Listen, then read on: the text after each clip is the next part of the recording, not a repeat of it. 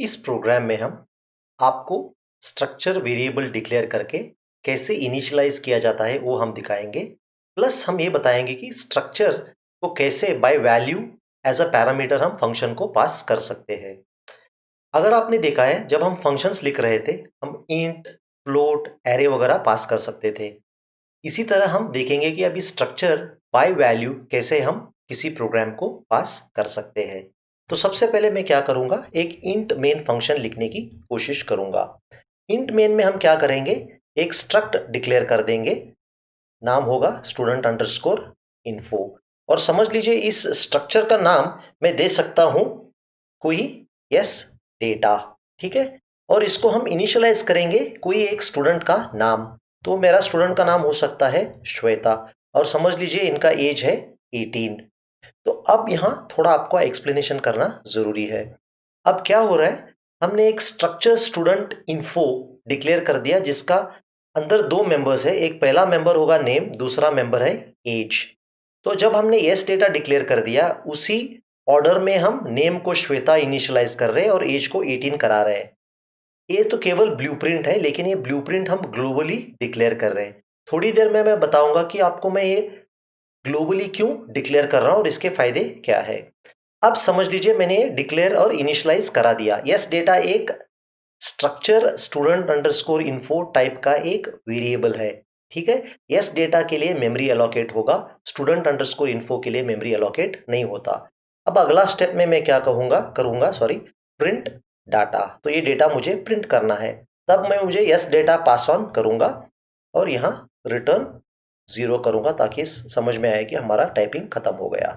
अब मैं क्या करूंगा, मेन के ऊपर ही मैं प्रिंट डेटा लिखूंगा, ठीक है। अगले बार मैं फंक्शंस को ऊपर नीचे करके भी दिखाऊंगा, उसके साथ प्रॉब्लम्स क्या आएंगे जब हम टेस्टिंग करेंगे तब आपको समझाएंगे। अब क्या होगा, ये वेरिएबल टाइप क्या होगा, ऐसे हम कर सकते हैं। इस टाइप का डेटा है स्ट्रक्ट स्टूडेंट इन्फो, इसको हम नाम देख सकते हैं एसटीडी देंगे, चलिए ठीक है, मतलब कोई स्टूडेंट का डेटा है। तो अब हमें प्रिंट करना है तो बड़ा आसान है, printf name is equal to percentage S, age is equal to percentage D backslash N, ठीक है। तो अब हम क्या कर रहे हैं, एस डेटा को हमने एज अ पैरामीटर पास कर दिया जो एसटीडी में कॉपी हो गया। एसटीडी और एस डेटा का वेरिएबल टाइप दोनों एक ही है। तो अभी हमें प्रिंट करना है तो डॉट ऑपरेटर यूज करना पड़ेगा, STD dot name comma STD dot age. तो इस कारण क्या होगा, नेम और एज अभी प्रिंट होना चाहिए। तो सबसे पहले मैं थोड़ा आपको आइडिया दूंगा इस प्रोग्राम के बारे में, हम क्या करना चाहते हैं। एक स्ट्रक्चर डिक्लेयर कर दिया ग्लोबली। ये ग्लोबली डिक्लेयर करना क्यों जरूरी है मैं एग्जीक्यूट करके आपको समझाऊंगा कि प्रॉब्लम्स क्या आएगा अगर आप ग्लोबली नहीं डिक्लेयर करोगे। उसके बाद हमने क्या कर दिया, एक स्टूडेंट इन्फो इस टाइप का स्ट्रक्चर का एक वेरिएबल यस डेटा क्रिएट कर दिया। इसके अंदर दो डेटा आइटम्स है, एक नाम है और एक एज है, इसलिए हमने आपको इनिशियलाइज करा दिया, इसे श्वेता और 18 करा दिया। अब हमें इस डेटा श्वेता और 18 को प्रिंट करना है, तो हमने एक फंक्शन लिखा प्रिंट डेटा जिसका पैरामीटर है एस डेटा। एस डेटा इसमें एसटीडी में कॉपी हो जाएगा क्योंकि ये पास बाय वैल्यू है, पास बाय रेफरेंस या एड्रेस नहीं है। तो जब हम कहेंगे name is equal to percentage S, ये नेम प्रिंट होना चाहिए। Age is equal to percentage D, S T D dot age print होना चाहिए।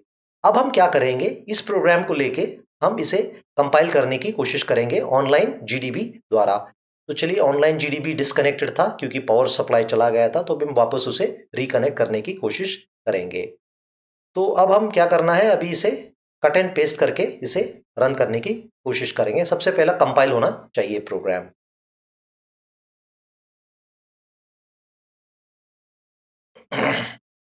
तो आप देख सकते हो नेम है श्वेता, एज है 18। अब मैं थोड़े बहुत प्रॉब्लम्स करा के आपको दिखाता हूं। समझ लीजिए मैंने वॉइड प्रिंट डेटा को नीचे लिख दिया, ठीक है। अब कंपाइलेशन टाइम पे मुझे एरर आएगा, क्योंकि मैं समझाऊंगा क्यों एरर आएगा। अब एरर आ गया, implicit declaration of print data. अगर आप प्रिंट डेटा को मेन से पहले डिक्लेयर करोगे और उसका डेफिनेशन भी लिखोगे, मतलब कंप्लीट कोड लिखोगे इस फंक्शन का, जब प्रिंट डेटा को मेन में हम कॉल करेंगे उससे पहले कंपाइलर को प्रिंट डेटा के बारे में कंप्लीट डिटेल्ड नॉलेज होता है। लेकिन जब प्रिंट डेटा को आप मेन के बाद लिखोगे तब अगर आपको प्रोग्राम रन करना है या वर्क होना है, तब आपको क्या करना पड़ेगा? आपको प्रोटोटाइप डिक्लेयर करना पड़ेगा। ऑल्दो वार्निंग दे रही है, फिर भी लेकिन आपको प्रोटोटाइप डिक्लेयर करना पड़ेगा। और ये प्रोटोटाइप डिक्लेरेशन का लोकेशन भी इंपॉर्टेंट है, क्योंकि प्रिंट डेटा का एक पैरामीटर है स्ट्रक्ट स्टूडेंट अंडरस्कोर इन्फो। पहले आपको स्ट्रक्चर, टेम्पलेट या मॉडल या ब्लूप्रिंट डिक्लेयर करके ही उसके नीचे प्रिंट डेटा डिक्लेयर करना पड़ेगा। अगर आप प्रिंट डेटा स्ट्रक्चर से पहले डिक्लेयर करोगे, तभी भी आपको कंपाइलेशन वार्निंग तो जरूर आएगा। चलिए अब हम दिखाएंगे आपको ये कैसे रन होगा, और अब वार्निंग या एरर नहीं आना चाहिए, क्योंकि हमने क्या कर दिया, प्रिंट डेटा का प्रोटोटाइप हमने सबसे ऊपर डिक्लेयर करा दिया।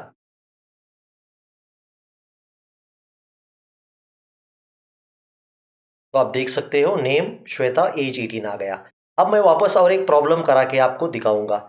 अगर मैंने इस प्रिंट डेटा का प्रोटोटाइप सबसे ऊपर रखा, अभी भी देखिए आपको जरूर वार्निंग आना चाहिए। देखिए आ गया वार्निंग, इनफैक्ट एरर्स आ गए, क्योंकि प्रिंट डेटा प्रोटोटाइप डिक्लेयर करते समय आप कह रहे हैं कि आप स्ट्रक्चर स्टूडेंट इन्फो टाइप का एक वेरिएबल यूज कर रहे हो, लेकिन जब कंपाइलर प्रिंट डेटा देख रहा है उस समय इस स्ट्रक्चर का नॉलेज उसके पास नहीं है। इसी कारण स्ट्रक्चर ग्लोबली डिक्लेयर करके आपको उसके बाद प्रोटोटाइप डिक्लेयर करना पड़ेगा। ये प्रॉब्लम तभी भी आएगा अगर आप समझ लीजिए इस स्ट्रक्चर को आपने मेन के अंदर डिक्लेयर कर दिया, और किसी कारण आपने मेन के अंदर डिक्लेयर कर दिया, तभी भी प्रॉब्लम क्या होगा, सॉरी सेमीकोलन आना चाहिए, तभी भी आपको प्रॉब्लम आएगा, क्योंकि प्रिंट डेटा जब कंपाइलर देखेगा तब उसे पता नहीं होगा कि उसके अंदर ये स्टूडेंट इन्फो कहां से ले रहा है। तो इसका मतलब यह है कि इस स्ट्रक्चर को भी हमें ग्लोबली यानी मेन के बाहर immediately after header files declare करना पड़ेगा। अब आप देख सकते हो अगर हम रन करेंगे कोई प्रॉब्लम नहीं आएगा, क्योंकि ये स्ट्रक्ट स्टूडेंट इन्फो का इन्फो या मैसेज या नॉलेज प्रिंट डेटा के पास होगा, और आराम से प्रोग्राम कंपाइल होगा और आउटपुट भी प्रिंट हो जाएगा। तो यहाँ पे आपको एक चीज समझनी पड़ेगी कि यस डेटा को हम इनिशियलाइज कर रहे हैं श्वेता और 18 से। यस डेटा हम पास बाय वैल्यू कर रहे हैं जो एसटीडी में कॉपी होगा, तो हम प्रिंट करने के लिए डॉट ऑपरेटर यूज करके एसटीडी डॉट नेम और एसटीडी डॉट एज यूज कर रहे हैं। ये प्रोग्राम देखने से पहले आप प्लीज इसका थेरोटिकल या कॉन्सेप्चुअल लेसन जो इससे पहले वीडियो में था वो देख के यहाँ आइए, तभी आपको कॉन्सेप्ट बिल्कुल क्लियर समझ में आ जाएगा।